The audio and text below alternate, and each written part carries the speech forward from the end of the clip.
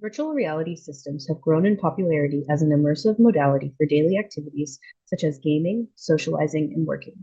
However, these systems are often not accessible for people with disabilities, thereby preventing them from experiencing the benefits that VR has to offer. One population that has experienced a lack of accessibility in VR is people with photosensitive epilepsy. Photosensitive epilepsy is a neurological condition where seizures may be triggered by flashing or strobing light stimuli. VR is particularly concerning for people with PSE because VR headsets place screens very close to the eye, therefore increasing the area of the retina that's affected by light stimuli. Additionally, headsets can be heavy and difficult to remove, making it challenging for people with PSE to respond to exposure to seizure-inducing content. Despite anecdotal evidence of exposure to seizure-inducing content while using VR platforms, there's little empirical knowledge about the accessibility needs of people with photosensitive epilepsy in VR. To address this gap, we conducted an interview study with 5 people who have been diagnosed with photosensitive epilepsy about their perceptions of safety and accessibility while using virtual reality platforms. We recruited 5 participants with photosensitive epilepsy by posting on social media and coordinating with the Epilepsy Foundation of New England and the Epilepsy Society, a UK-based nonprofit organization. We did not require that participants had VR experience when recruiting because we knew from prior conversations that many people with PSE intentionally avoid using VR out of safety concerns. 4 out of the 5 participants had used VR at least once before. Interviews took place on Zoom and lasted approximately 45 minutes.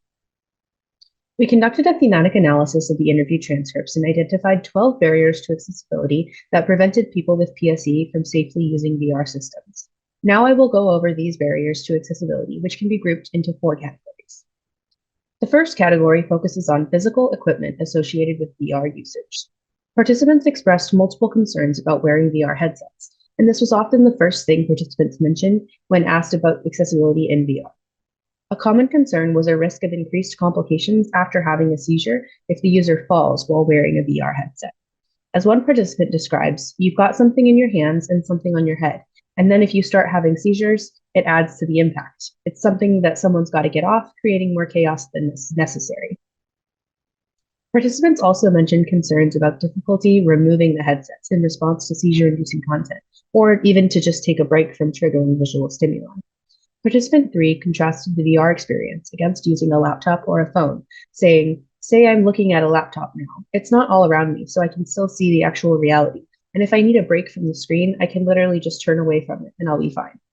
Seizures may be triggered within seconds of viewing seizure-inducing content, so being able to quickly remove themselves from seizure-inducing content is critical for people with PSE.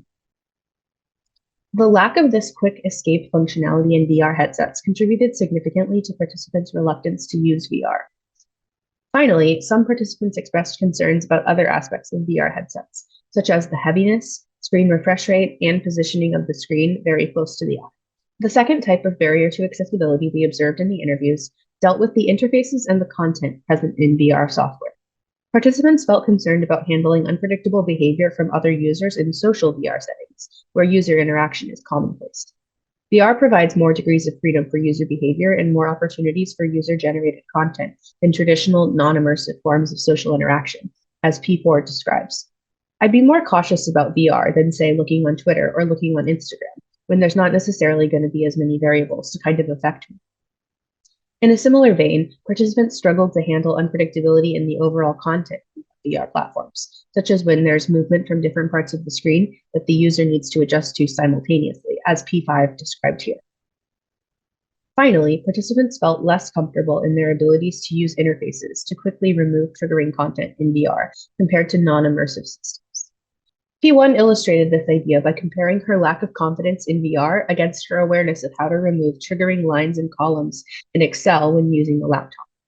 This finding implies that VR accessibility could be improved by designing more clear and obvious interfaces for exiting programs when the user is in danger.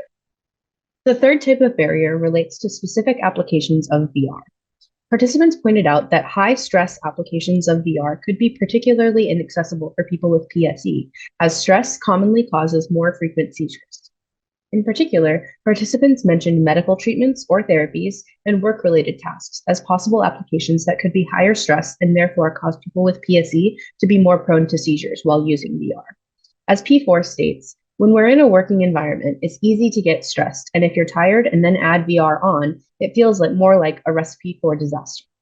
There was also concern about expectations to use VR for prolonged periods of time for those high-stress applications, such as employment tasks. P3 describes this by saying, I think if someone said, oh, you have to work in total VR the entire time, I'd be like, I don't think that's a good idea. I feel like I'm going to make myself unwell.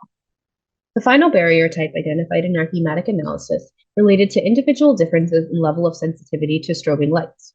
Participants explained that their personal degree of sensitivity to particular kinds of light stimuli varied significantly from what another person with PSE might experience, making it challenging to evaluate the accuracy of photosensitivity warnings when they do appear, albeit rarely, on VR platforms. For example, P5 has a particular sensitivity to the color green, but is not bothered by white flashes, while P2 noticed increased sensitivity to flashes that occur on the periphery of his vision, even when those flashes occupy a very small portion of the screen. This variation among people with PSE makes it difficult to test whether content in VR will be seizure-inducing ahead of time, and makes it difficult for people with PSE to know whether to proceed when shown non-specific warnings about flashing lights, such as these warnings found on the social VR platforms Chill Out VR and VR Chat. One of the 5 participants in our study felt particularly comfortable with VR and uses it regularly. When asked to explain why he feels comfortable in VR despite having photosensitive epilepsy, he listed 3 contributing factors. First, he is aware of what his triggers are. He knows the specific kinds of flashes and light stimuli that will cause him to have a seizure, so it is easier for him to avoid dangerous content. Second, he has been on an effective medication to control his symptoms for many years, which has lessened his sensitivity and has given him more time to react before a seizure is triggered. Finally, he experiences something known as auras, which are sensations that people with epilepsy sometimes feel before having a seizure. Auras can take the form of visual spots and colors, a certain smell, or even a strange feeling in the body. This participant was able to use his visual auras as an additional cue to remove himself from the VR environment before a seizure was triggered, therefore making VR a safer and more accessible option for him compared to the other participants in our study. To sum up, in this work, we identified 4 kinds of barriers to photosensitive accessibility in VR through interviews with people who have photosensitive epilepsy. Now I will move on to discussing some of the broader implications of our findings for the researchers, developers, and users in the VR and accessibility communities. While there is still plenty more to learn about practical solutions for improving photosensitive accessibility in VR, our findings suggest 4 preliminary design guidelines. First, VR headsets that are lightweight and built to easily break immersion will help people with PSE more easily remove themselves when they encounter triggering stimuli, in the same way that people with PSE describe closing a laptop or throwing a phone down in the split seconds after viewing triggering content in non-immersive spaces. VR researchers have already seen that intentionally breaking immersion can be beneficial for certain tasks, such as pass-through keyboards in Horizon workrooms. Photosensitive accessibility could also be improved through this intentional use of lowered immersion environments. Additionally, designing for photosensitive accessibility in VR means designing for interdependence among trusted users who are known to a person with PSE. Several participants described relying on family, friends, or partners to help them react to viewing seizure-inducing content or to avoid it altogether. VR systems should implement similar designs to allow people with PSE to designate support tasks to trusted users. Customization options for visual displays of VR systems are another way to improve VR accessibility. Giving users full control over brightness, contrast, color filters, and saturation are all options that were mentioned by participants in our study as useful features for making VR more comfortable for people with PSE. Finally, including descriptive warnings about content that is known to contain flashing lights can be helpful for people with PSE. These warnings should include specific information such as the color, location, and behavior of the flickering lights whenever possible, so that people with PSE can determine if they are likely to be problematic given their personal sensitivity. This study has contributed the first qualitative examination of the barriers preventing people with photosensitive epilepsy from safely and comfortably using VR systems. We identified 4 categories of barriers to accessibility and discussed 4 preliminary design considerations that we believe will produce safer and more accessible VR systems in the future.